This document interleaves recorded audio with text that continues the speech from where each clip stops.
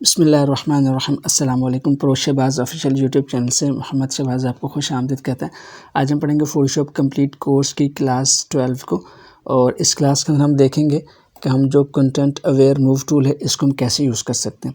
अच्छा, इससे जो पिछली क्लास के अंदर हम जो पढ़ा था हीलिंग टूल और हीलिंग ब्रश टूल पढ़ा था और स्पॉट हीलिंग ब्रश टूल पढ़ा था, उसमें मैंने एक चीज़ आपको बताई थी कि अगर आपने हीलिंग ब्रश टूल यूज़ करते हैं और आपने एक न्यू लेयर के ऊपर ही उसको इस्तेमाल करना है, तो आपने करना क्या था। जैसे फ़र्ज़ करें मैंने अगर इस चश्मे को यहाँ से रिमूव करना था, तो मैंने आपको बताया था कि अगर आप यहाँ से spot healing brush tool choose कर लेते हैं और आपने यहाँ से इसको चूज़ कर लेना है ऑल लेयर्स। आपके पास करंट लेयर होगा तो आप इसको कोशिश करें कि इसको ऑल लेयर्स कर दें।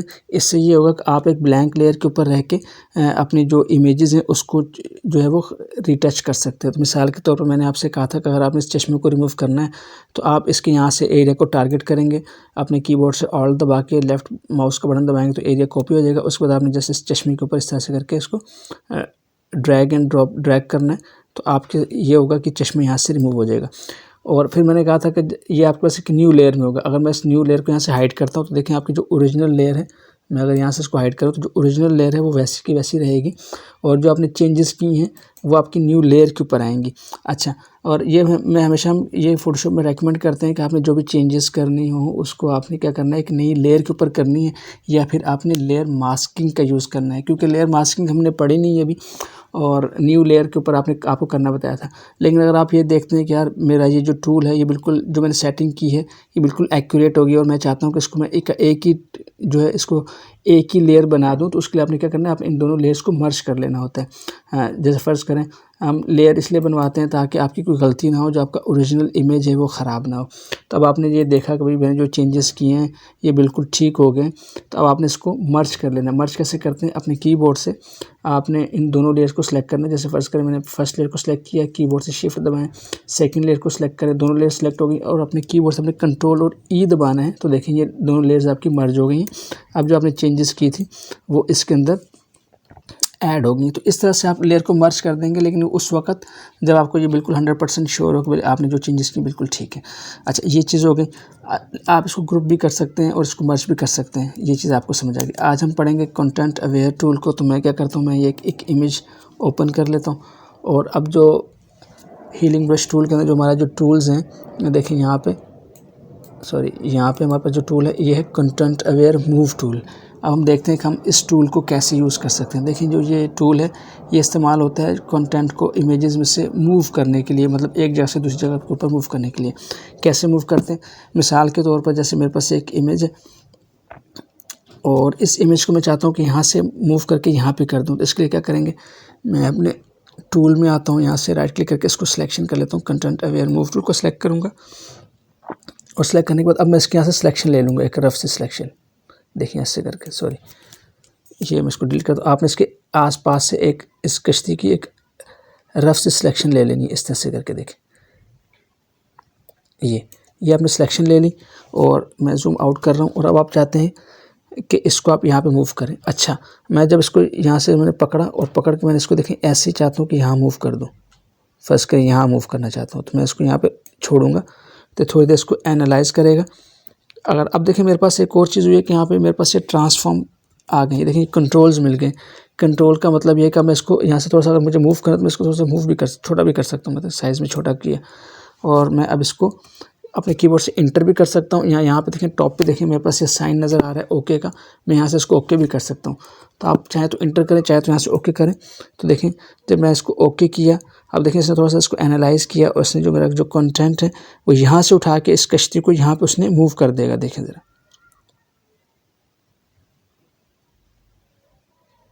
अच्छा अब देखिए इसने क्या किया, कश्ती को यहाँ से उठा के यहाँ पे मूव भी किया है, और यहाँ पर जो एरिया बचा था उसको फिल भी किया है इसके आसपास के एरिया से, ताकि पता ना चले कि यहाँ पे कोई कश्ती भी थी भी कि नहीं। लेकिन इससे ज़्यादा थोड़ा सा इसका रिज़ल्ट ख़राब हुआ, लेकिन इसने कश्ती को यहाँ पे मूव कर दिया। तो ये कंटेंट मूव टूल यूज़ करते हैं हम बाज़ औक़ात अपने जो इमेजेस होती है उसमें से किसी भी कंटेंट को, किसी भी पार्ट को अगर हमें मूव करना हो तो हम इस टूल को यूज़ करते हैं। और लेकिन ये जो है ना, इसका रिज़ल्ट डिपेंड करता है इमेजेस के ऊपर। अगर आपकी इमेजेस एक बहुत ज़्यादा कॉम्प्लेक्स है, बहुत ज़्यादा पेचीदा इमेजेस जिसमें बहुत ज़्यादा कंटेंट बहुत ज़्यादा, तो वहाँ पर इसका रिज़ल्ट आपको अच्छा नहीं मिलेगा। लेकिन कुछ सिंपल सी इमेजेस हैं जिसमें इतना कुछ ज़्यादा रश नहीं है, तो वहाँ पे आपको उसका जो आउटपुट है वो बहुत अच्छा मिलता है। इसको मैं ज़रा अंडू करता हूँ और मैं आपको ज़रा इसके थोड़ा सा मज़ीद ऑप्शंस के बारे में बता देता हूँ। देखें, अगर मैंने इस टूल को सिलेक्ट किया है, कंटेंट अवेयर मूव टूल को, तो आपके पास यहाँ पे कुछ ऑप्शंस आते हैं। मैं थोड़ा सा जूम इन करता हूँ ताकि आपको समझ आए। अगर आपने देखें इसको मैंने मूव करना था कश्ती को, तो आपकी जो यहाँ पे जो सेटिंग्स हैं इसको आपको पता होना चाहिए। एक तो यहाँ पे ये जो मोड है, इसके अंदर मुख्तलिफ मोड्स होते हैं। तो ये मूव के ऊपर सेलेक्ट था। तो अगर आप भी अपनी इमेजेस में से कंटेंट को मूव करना चाहते हैं तो ये आपने मेक श्योर करना है कि जो मूव के ऊपर सेलेक्ट था। और दूसरा, यहाँ पे इसके फिर मुख्तलिफ ऑप्शंस हैं कि आप इनके ज़रिए से भी जो इसके स्ट्रक्चर है और ये जो इसका कलर है, इससे आप इसको एडजस्टमेंट कर सकते हैं। और यहाँ पर एक और ऑप्शन होता है, देखिए ये वाला, ये होता है ट्रांसफॉर्म का ऑप्शन। अब जब मैंने इसको मूव किया था तो आपने देखा मुझे ट्रांसफॉर्म कंट्रोल मिल गया था, जिसकी वजह से मैं अपनी जो इमेज है उसको रिसाइज कर सक रहा था। तो इस वजह से था कि ऑप्शन चेक था। अगर आप इसको अनचेक कर देंगे तो फिर आपके पास ये ऑप्शन नहीं आएगा। मिसाल के तौर पर मैं दोबारा करके दिखाता हूँ। मैंने टूल सेलेक्ट किया है और यहाँ से इसको मैंने अनचेक कर दिया ट्रांसफॉर्म के ऑप्शन को। अब मैं इस कश्ती को अगर यहाँ से सिलेक्ट करता हूँ और अब मैं इसको अगर यहाँ पे मूव करता हूँ तो देखिए अब मुझसे ये ट्रांसफॉर्म के ऑप्शन नहीं पूछेगा, बल्कि फ़ौरन से एनालाइज करेगा और इस कश्ती को यहाँ से उठा के यहाँ पर मूव कर देगा। देखें इस तरह से करके, और इस एरिया के ऊपर कुछ ना कुछ फिल कर देगा इसके आसपास का हिस्सा, ताकि ये एक अच्छा इफ़ेक्ट दे। लेकिन क्योंकि ये ज़्यादा इमेज है, लेकिन क्योंकि ये इस इमेज के ऊपर इतना अच्छा इफ़ेक्ट आपको सही नज़र नहीं आएगा। लेकिन इस तरह से कंटेंट मूव टूल जो है ये काम करता है। और अगर मैं किसी और इमेज को आपको दिखाऊं, जैसे फ़र्ज़ करें कि हम कोई और इमेज ओपन कर लेते हैं। फ़र्ज़ करें मैं इसी इमेज को ओपन करता हूँ और यहाँ पे अगर हम इसको इस टूल को चूज़ करके देखते हैं, जैसे फ़र्ज़ करें मैं इस चश्मे को चाहता हूँ कि चश्मा मैं यहाँ से उठा के यहाँ मूव कर दूँ, तो मैं यहाँ से इसके देखें इस ऑप्शन को मैं चेक करूँगा ताकि मुझे बाद में इसको कंट्रोल के भी ऑप्शन मिले, उसको रीसाइज़ करने के भी ऑप्शन मिले। रीसाइज़ का फ़ायदा ये होता है कि अगर आप इस इमेज को कहीं दूर प्लेस करना चाहते हैं तो आप उसको रीसाइज़ कर सकते हैं, या वहाँ पे अगर जगह कम है या ज़्यादा है तो आप उस हिसाब से इसको एडजस्ट कर सकते हैं। तो मैंने इसको ऑप्शन को चेक किया है। यहाँ से आपका जो मोड है ये मूव ही रहना चाहिए। अब मैं यहाँ से इस चश्मे को सिलेक्शन करता हूँ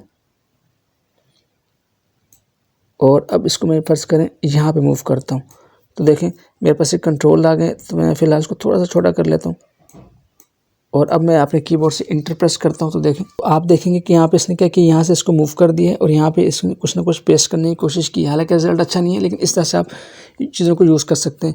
ये बहुत सी जो इमेजेस होती हैं वहाँ पे इसका इफेक्ट बहुत ज़्यादा अच्छा होता है। बाज़ जगह पे प्रॉब्लम करता है, तो ये आपके रिक्वायरमेंट के ऊपर है कि आप इसको कैसा यूज़ करना चाहते हैं। अच्छा, इसके अंदर देखें जो यहाँ पर जो मोड था, इस मोड के अंदर कुछ ऑप्शन और भी हैं। जैसे आप इसको एक्सपेंड कर सकते हैं, तो एक्सपेंड भी कर सकते हैं। कैसे करते हैं वो मैं आपको दिखा देता हूँ। कंट्रोल मैं अंडू कर देता हूँ। अब देखें, अगर आप इसको यहाँ से एक्सपेंड चूज़ कर लेते हैं, ये एक्सपेंड चूज़ किया, और एक्सपेंड में क्या होता है कि आप इसको एक्सपेंड कर सकते हैं। मिसाल के तौर पर जैसे फ़र्ज़ करें कागज़ है और मैं चाहता हूँ कि इस कागज़ को मैं यूँ एक्सपेंड करना चाहता हूँ। यहाँ से मैं इसको सिलेक्ट किया और सिलेक्शन करने के बाद यहाँ पे ये एरिया, और अभी यहाँ पे एक्सपेंड था तो मैं इसको यहाँ से पकड़ कर थोड़ा सा एक्सपेंड कर सकता हूँ। देखिए इस तरह से करके ये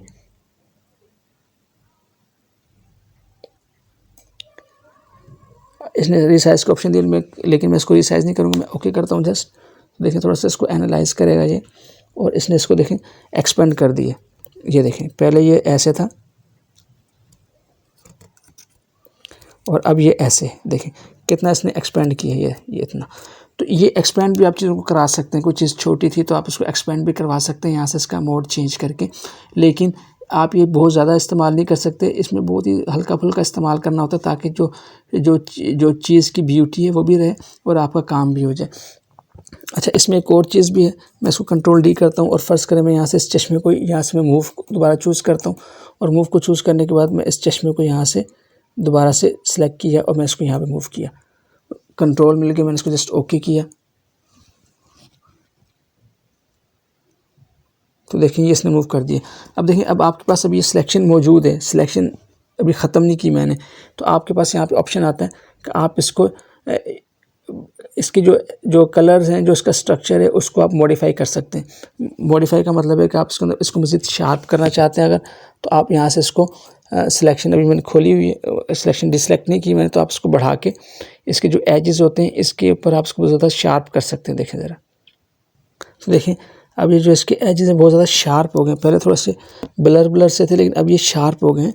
तो इस तरह से आप सिलेक्शन आपकी जब रहेगी उसके साथ ही आपने इस टूल को यूज़ करके इसके जो एजेस है इसको शार्प कर सकते हैं या बहुत ज़्यादा कम कर सकते हैं। नॉर्मल जो उसकी डिफ़ॉल्ट सेटिंग होती है 4 की वो एक्यूरेट होती है, लेकिन अगर आप इसको चेंज करना चाहते हैं तो आप इसको कर सकते हैं। इसी तरह से आपके पास कलर्स के भी ऑप्शन होते हैं, अगर आप कलर की एडजस्टमेंट भी करना चाहते हैं, लेकिन आपने मेक श्योर करना है कि सिलेक्शन को ख़त्म नहीं करना।